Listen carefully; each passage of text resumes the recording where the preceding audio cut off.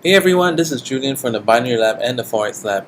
So in this video, I'm going to be teaching you about hidden divergences and regular divergences and what is the difference between the two. So today, as you probably already have heard by now, there are some baby noises in the background, and that's my youngest daughter. Unfortunately, today I'm a little bit short on childcare assistance, so unfortunately you would have to bear with that somewhat. Okay, I apologize in advance. But at the same time, I wouldn't want my inspiration to make this video somehow dissipate. So I thought the best time is now. So in this video, I'm going to show you how to figure out and get your heads around regular divergence and as well as the hidden divergence. Okay, so I want to give you a quick example when to use what. So to begin with, I'm going to just reset my chart real quick. And this is what I do. I've got a price action template. You can easily just change this. And now I want to add on a oscillator.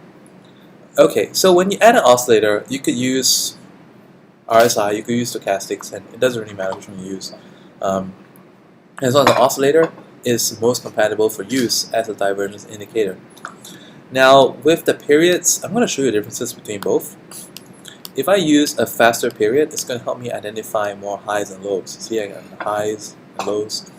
But if I were to adjust this to a different period, I change it, for example, from a 7 to a 14, I'm going to see a smoother line. So I personally like something that has more pronounced highs and lows. So I'm just going to go with my previous example of 7. Okay. You may have a different preference. You may want to try something like 5 or 6, and that also works quite well. So now we're back to 7, and I want to start with a regular divergence. Okay, regular divergence is used differently from hidden divergence. A regular divergence is used for you to identify a change in trend. So if it's been going up for a very long time, regular divergence is going to help you spot a change from uptrend into downtrend.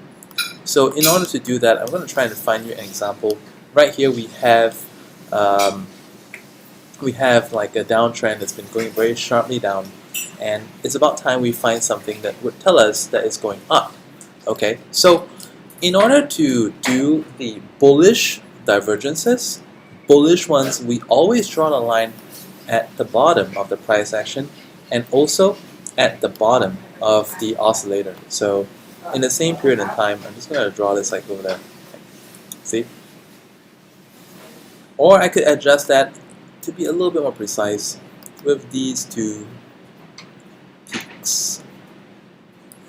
What's very important is that whenever you're drawing divergences, it has to be on the same point. It cannot be different points. You cannot take like this point to compare with this point. It has to be the same exact 2 points. Now, how is this useful to us? If we're trying to use a bullish divergence, this is going to help us to identify, when we can get in for the uptrend at the best possible price. So, in this case, if I draw it at the bottom, now I want you to observe that there will be a certain point that it comes out of the oversold area into the regular zone. So our entry, I would like to place it somewhere around here when it comes up into that trading zone. So let's take this one as the crossover, and the entry I'll go in over here.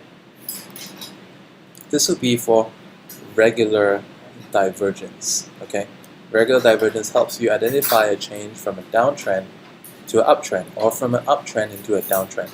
I'm going to give you one more example. Let me just pause the video real quick and find you another one. I gave you an example of a bullish regular divergence. Now I'm going to give you an example of a bearish regular divergence. So notice that on a bullish one, I draw a line on the bottom side. Now I'm going to draw it on the top side. Honestly, it doesn't really make too much of a difference, but you need to be consistent. So if you're always drawing on the top for a bullish, then always draw on the top of bullish.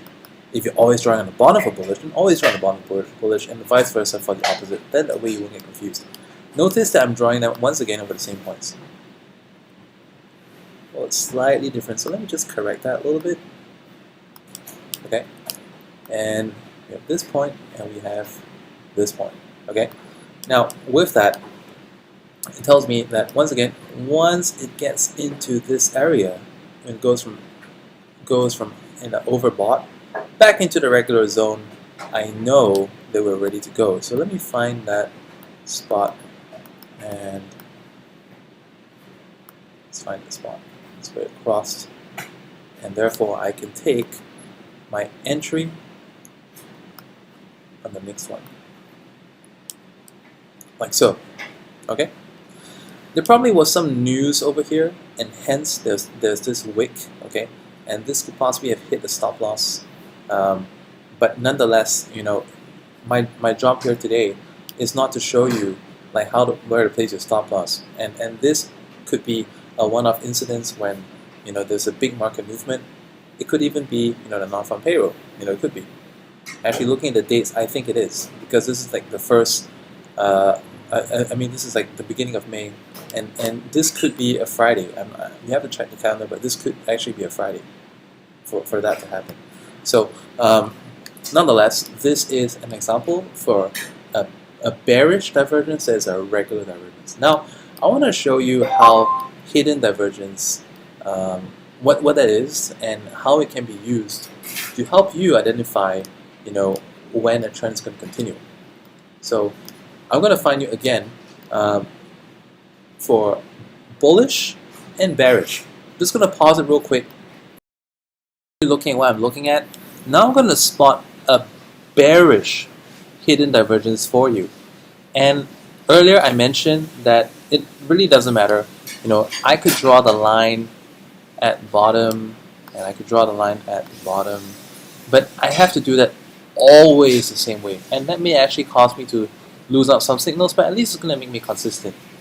But now, okay, like I just choose to go with, okay, like I said, there's pros and cons. If I drew it always at the bottom, I have to do it always for the bottom for bearish, and always at the top for bullish. It's going to cause me to win some extra and lose some extra in the sense of opportunities. Now, I've chosen to go with bullish with the line on the bottom. So because I've chosen to go bullish with the line on the bottom, I'm going to go with bearish line on the top. And bearish line on the top, that's going to give me this result. So line on the top, line on the top. This one points down, this one points up. Is that a divergence? Hell yeah. Okay. And how soon can we get into the setup? Earlier in the previous examples, we had it go into the overbought or in the oversold zone. We don't have the benefit of that here. In this case, I use what is known as a pin bar reversal to be my indication. So I see this as a pin bar, okay? I have training on pin bar reversal somewhere in my channel, I think, and this will be my confirmation. My entry is going to be on here, and this tells me that the downtrend is going to be in continuation. And as you can see, this helps me get the best possible entry into this downtrend. You know, we actually saved about 15 pips to find out early. And by saving that amount of pips, we can actually help to recoup our previous stop outs a lot quicker. And at the same time, it helps us place stop loss at a minimum. Now let's go into a different example. I'm going to show you how to use hidden divergence for bullish conditions.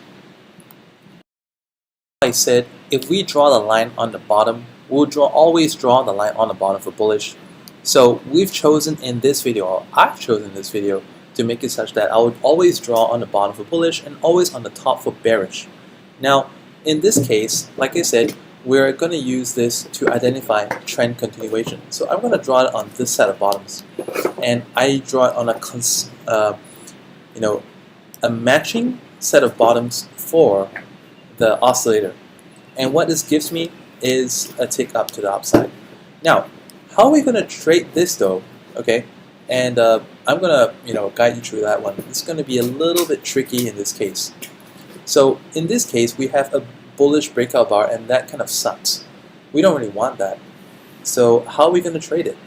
What I would do is that if I look at this, there are a couple of different ways. Obviously, if I was on the H1, and I always highly encourage that we always stay in the same time frame as the one we do our charting on. So if I spotted this on the H1, I would want to trade on H1. But during that time when I'm watching this candle take place, if I happen to be around that time, I would go down to a 30 and basically, just find some possibility that, hey, I see that, all right. And when I went out to the 30 and I see that, hey, this is actually a pin bar right here. Remember I talked about pin bar in the previous example, and there we have it. So my entry is going to be right here. You want something a little bit more conservative? Sure, okay. What we could do is we could do like, the high of this one plus pips, and just a little bit above that. And there we have our divergence entry for the uptrend. Notice how this is slanting up while this is slanting down. Obviously, it doesn't really correspond so well now because we're on a different time frame. But if I change it back to the original time frame we're on, yes.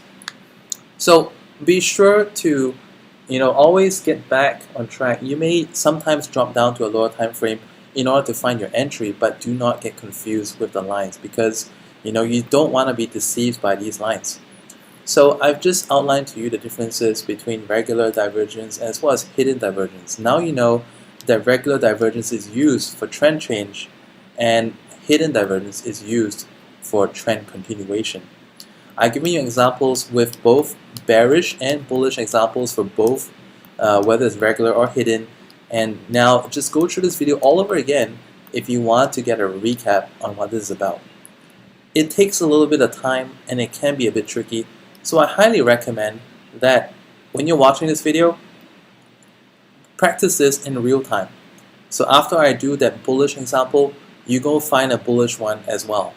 When I find a bearish example, you go find a bearish one as well, one at a time. And please take a different chart from what I'm doing.